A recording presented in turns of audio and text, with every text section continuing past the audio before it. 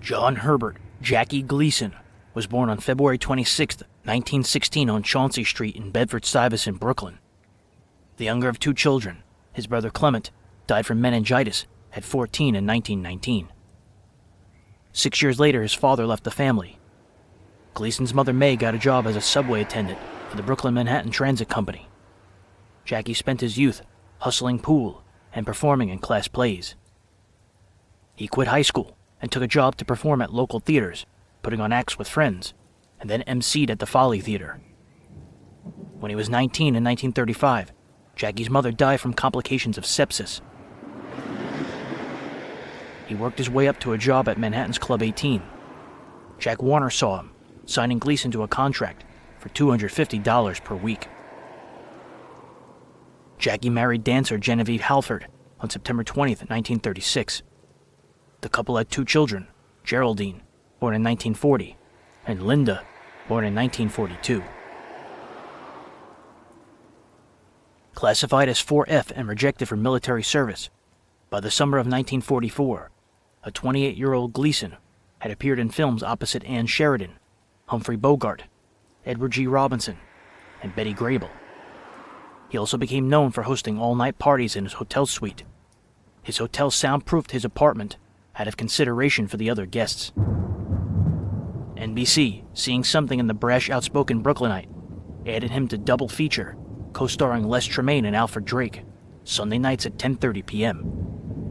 Rebranded the Les Tremayne Jackie Gleason Show, he debuted this episode on August 13, 1944. Edgar Bergen was the special guest. The show would air until October 22nd.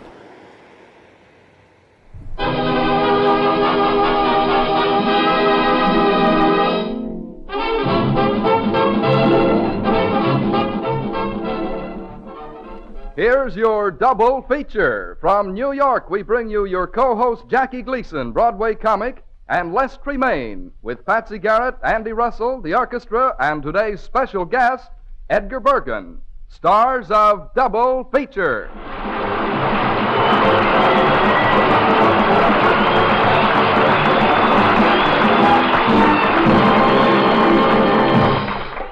Thank you.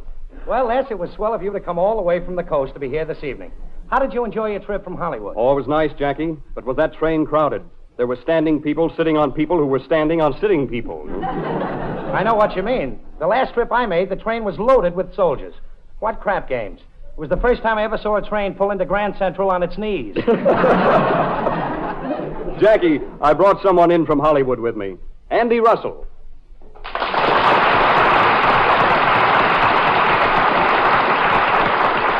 You know, Jackie, Andy is a boy who doesn't say much, but when he does, wow. Andy, say something to Jackie. Wow! Well, you know, Les, this boy may not say much, but when he does, it doesn't mean anything. Jackie, you're just the man I want to meet in New York. I understand you have a lot of pull. That's right, my boy. Yeah, and you need it. You've got a lot to drag. Thanks, kid. Have a marshmallow.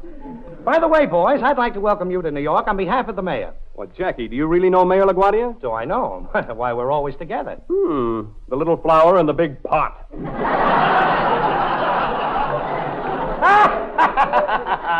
You're such a boy. Tell me, Andy, how did you like New York? Oh, it's wonderful, especially Broadway. Fat ones, thin ones, tall ones, short ones. What buildings! Well, one of the nicest things I've seen in the East is Patsy Garrett. Oh, so you've noticed our little apple honey. Come on out here, Patsy.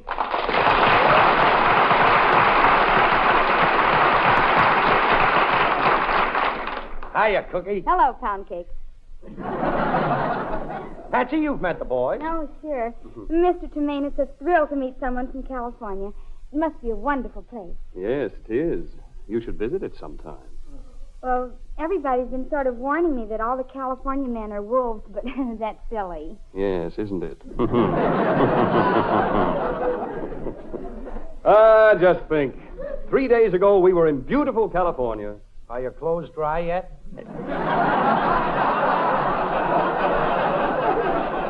Now, wait a minute. That stuff about it raining in California is nothing but a vicious rumor. Oh, yeah? Well, the last time I was out there, I had to pump 90 gallons of vicious rumor out of my cellar. It rained so hard, the brown derby shrunk 2 sizes. Well, in California, we refer to that as a heavy dew that did. Where do you live, Jackie? I happen to live in the garden spot of the world, Where's that? Brooklyn. Brooklyn, spelled backwards, it's Nilcorb.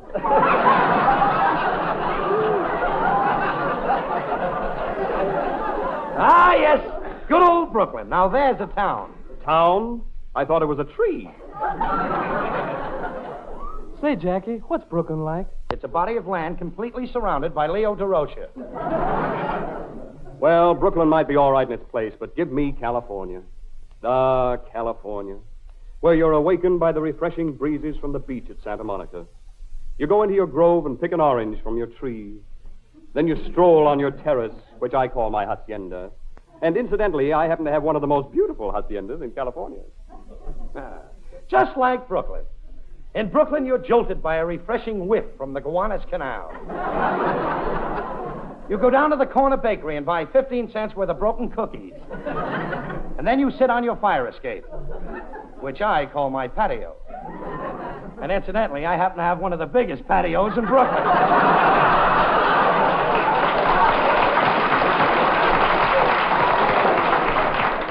Gee, Brooklyn sounds like a fascinating place. Were you born there? Yes, my boy.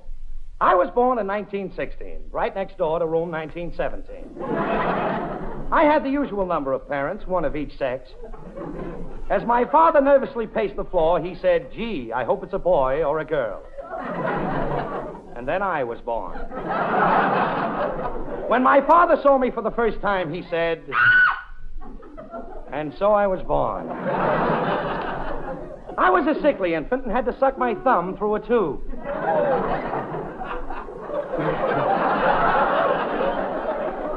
Now, isn't that ridiculous? And with each passing year, I grew older and older. Soon I began my carefree school days. I'll lay off. I didn't do anything. Don't bother me. I only... Quiet, children, quiet. We'll now have a lesson in arithmetic. Jackie Gleason. Yes, ma'am. If you had $1 and I took half, what would I have? A fractured skull.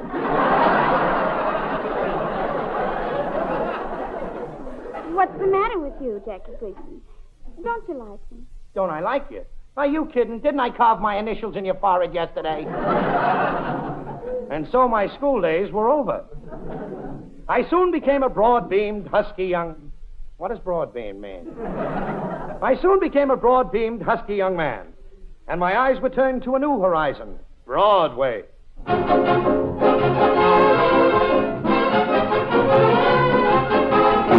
Hey, Jackie, you been to see the new burlesque show yet? No, my father told me there were things in the burlesque show I shouldn't see. Yeah? Yeah. But last night I sneaked out of the house and I went. Did you see anything you shouldn't see? Yeah, my old man.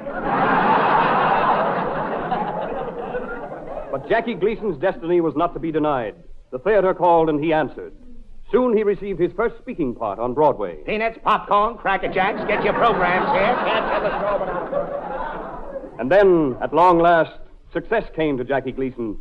In April 1944, he became the comedy star of the Broadway musical hit, Follow the Girls. Say, Jackie, what do you do in Follow the Girls? Follow the girls, my boy. Follow the girls. I'll be over tomorrow to help you catch one. Huh? You're such a boy. Have another marshmallow. I'd love to, but I can't sing with a marshmallow in my mouth. Oh, that's right. Well, I'll eat it myself. Go ahead and sing something, Andy. Go ahead.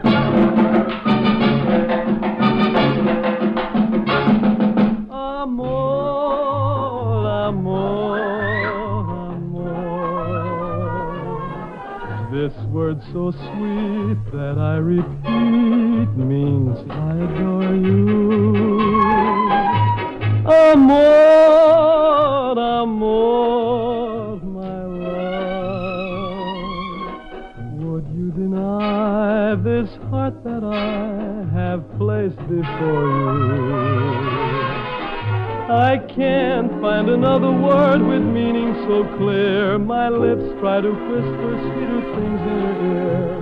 But somehow or other, nothing sounds quite so dear as this soft caressing word I know more. Amor, my love. When you're away, there is no day and nights are lonely. Amor, amor, my love. Make life divine, say you'll be mine and love me only.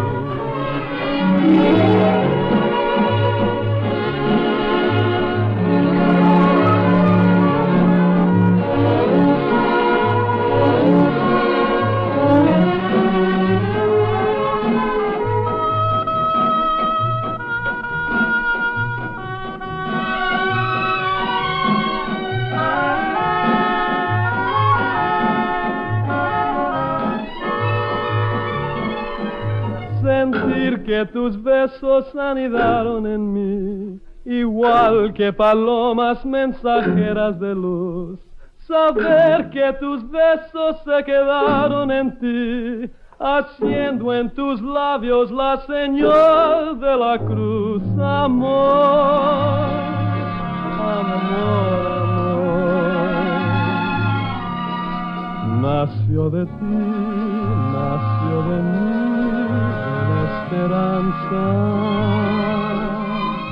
Amor, amor, mi amor. Nació de Dios para los dos, nació del amor.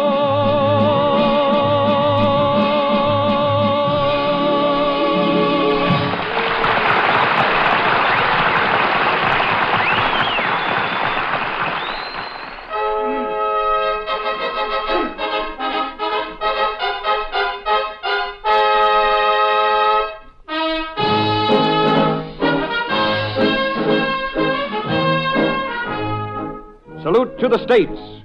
Today, all over America, people are becoming more conscious of the state they're in. So tonight we bring you the first of our tributes to the states. Tonight we salute the state of New York, the Empire State, the richest and most populated in the Union. 14 million people, larger than the entire population of a Cecil B. DeMille production. The history of New York began in 1624 when a band of gallant Dutch arrived in the New World. Their leader, Captain Hendrik Hudson, speaks. Well, this must be the place.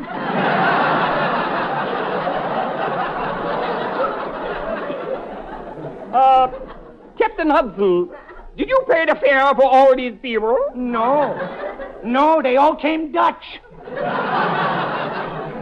By the way, are all the boats in, Isaac? All except that one with those noisy people. Those Dodgers. Last again. And so Hendrik Hudson and his gallant crew discovered the island which the Indians call Manhattan. As they sail up the beautiful river that flows along its shores, Captain Hudson says, Well, boys, now that we've discovered the river, what shall we name it? Let's call it the Mississippi. No, there's a river down south by that name. Let's name it after the old man. What kind of Dutch is that you're doing? Would you take that again, please? Let's name it after the old man. Now, let's see. How would that sound? Old Man River. No, that would never become popular. I've got it. Let's name the river after my wife. Why? Because she's got a big mouth, too. Let's name it after you, Captain Hudson.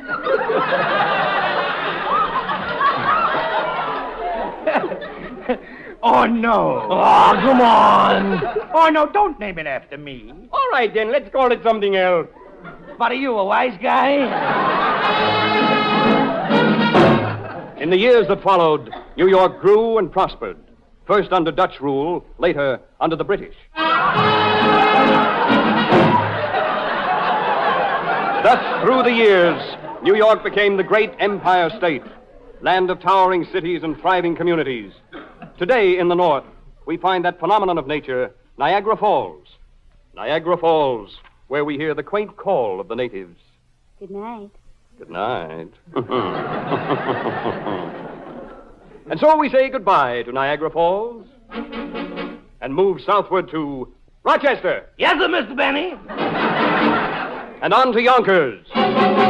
Yonkers, where we listen to the activity of that busy, thriving, bustling metropolis. Hello, Zeke. Hello, Esri. Well, come on, get in. Let's go.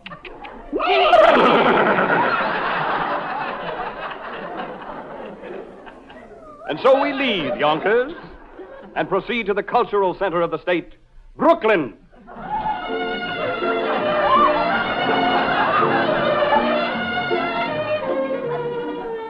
Through the years, the true refinement and dignity of Brooklyn has been misrepresented to the world. Due to a misunderstanding, many people have been led to believe that the natives of Brooklyn speak this way. Hey, Myrtle, get a load of this jake. But this is a foul lie. This is the way they really speak. Hey, Myrtle, get a load of this jake. Thus, New York State. In 1624, an unsettled wilderness. In 1944, a monument to the industry and ingenuity of its founders, standing on the threshold of a still greater future.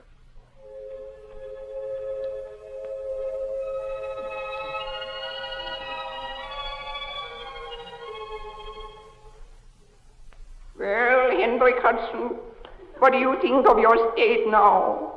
You know something? That Niagara Falls must be a wonderful place.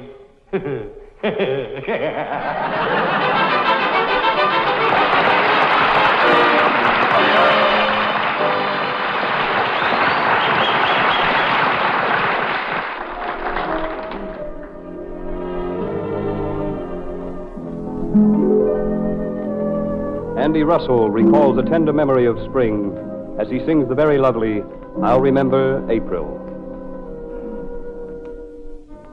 This lovely day will lengthen into evening. We'll say goodbye to all we've ever had.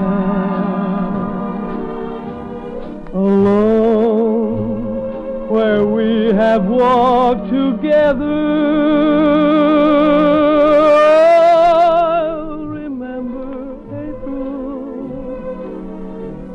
Be glad I'll be content. You loved me once in April. Your lips were warm, and love and spring were new. But I'm not afraid of autumn and her sorrow. For I'll remember April and you. The fire will dwindle into golden ashes, for flames and love live such a little while. I won't forget, but I won't be lonely. I'll remember April, and I'll smile.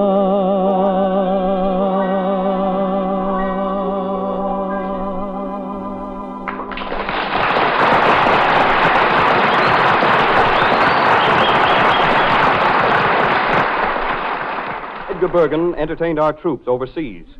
Edgar has spent this summer making things brighter for our boys in the Army and Navy hospitals over here. His current hospital tour has brought him east for a short stopover, enabling him to be with us this evening. Edgar Bergen.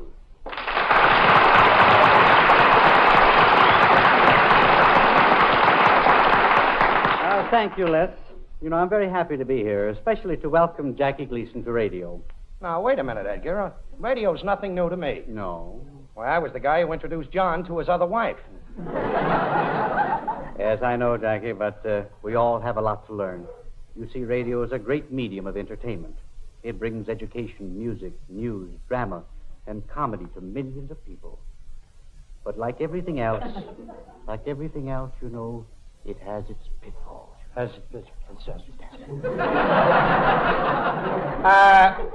Exactly what do you mean by pitfalls?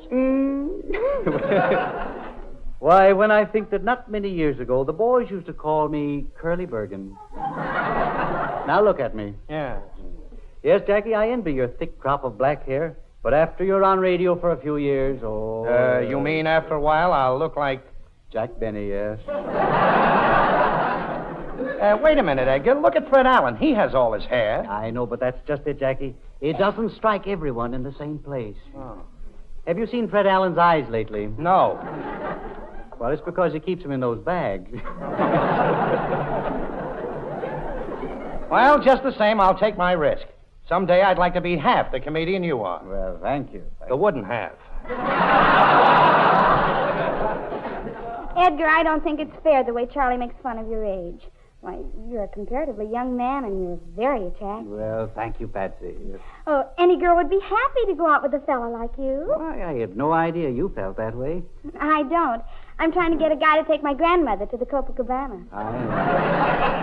See what I mean, Jackie? Yeah, I see That's what you the mean. thing. Edgar, I understand you're going to introduce a new character on your program this season. Yes, when we go back on the air in September, a little lady will take her place in the family alongside of Charlie McCarthy and Mortimer Snerd. We haven't a name for her yet, but we've received over 2,000 suggestions from friends who've written in. Well, what's he like, Edgar? Well, she's a bachelor girl. She's in her middle 30s. How old is that? Well, she says she's pushing 40, but confidentially, I think she made it. But she's very good-natured with a sparkling, mischievous look in her eye, and she's confided in me that she's interested in men. And I asked her what type of a man she prefers, and she said, first of all, he must be a man, and after that, it isn't very important. She said all that to you, huh? Yes, that's what she said, yeah. Boy, what a racket this guy's got. He talks to himself and blames it on somebody else. Maybe I ought to become a ventriloquist. Mm-hmm. Well, it isn't very easy, Jack. You know, it takes years of practice and hard work. Why, I remember how I used to stand in front of a mirror for hours. Well, where there's no suffering, there's no art.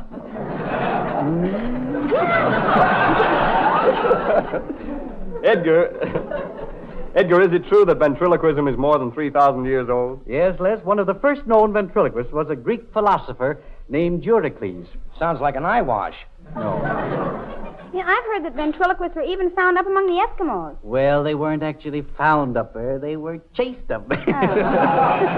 Just how would I go about becoming a ventriloquist, Edgar? Well, first, let us define the word ventriloquism. Yes. Let's do that. It comes from the Latin, loqua, meaning to speak, ventro, meaning stomach. Therefore, speaking from the stomach. That should be easy for me. In fact, it puts you way out in front. Yes. Well, could you teach me how to do it? I should love to, Jackie. Of course, there is a small fee. Small fee? Yes. You mean I have to pay you to keep my mouth shut? No wonder McCarthy is always squawking about a 75-cent allowance. You pinch a nickel so hard, the pluribus laps over the unum. All right, then. Being that it's you, Jackie, I'll make an exception. For you, it will be nothing. Now, the first thing you have to learn is the ventriloquial groan. The ventriloquial groan? Yes. What's that? Well, it's really a cultivated grunt. Listen.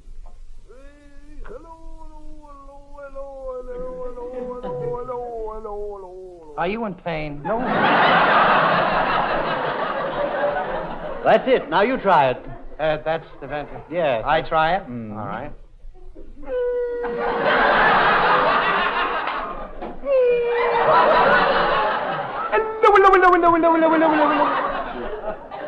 You call that a cultivated grunt? That's as much as I can run a plow through, yes. Well, you're missing the whole idea, that's all. Just the whole idea, Jackie. Now, I'll show you how to do it. I'll throw my voice to the basement. Well, be careful. I have some things hanging up to dry. You do your own little dainties? No washing, just rinsing. Yes. Well, I'll be careful of them. Now, here goes my voice to the basement. Hey, Joe! What do you want, Bergen? What are you doing down there? Shoveling coal. Now, you do it, Jackie. Gee, that's wonderful. All right, I'll take a crack at it. Hey, Joe, what time is it? Hey, Joe, what time is it? Oh, what's the matter? He didn't answer. Someone must have closed the cellar door.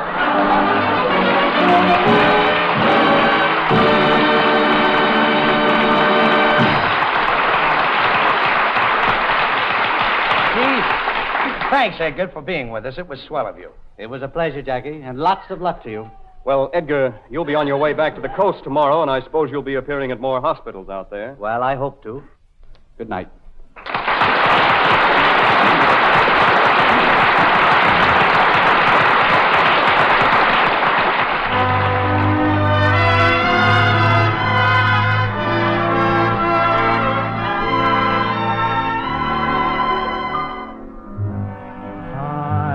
Your heart from sight, lock your dreams at night.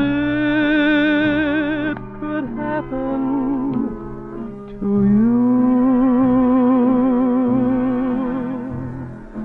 Don't count stars or you might stumble. Someone drops a sigh and down you tumble. Keep an eye on spring. Run when church bells ring. It could happen to you.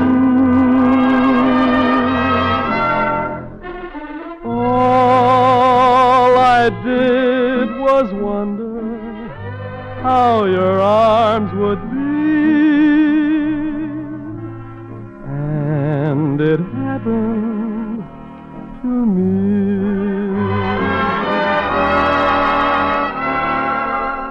Keep an eye on spring, run when church bells ring. It could happen to you. All I did was wonder how your arms would be, and it happened to me. Oh, yes, it happened to me.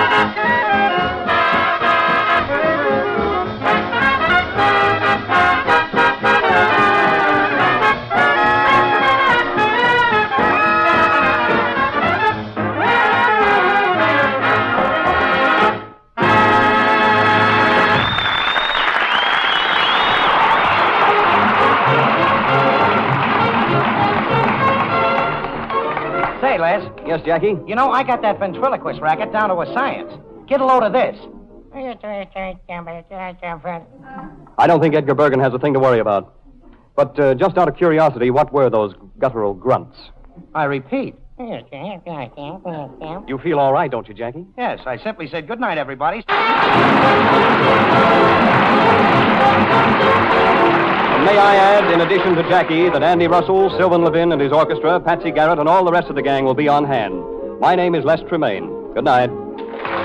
This is the Armed Forces Radio Service.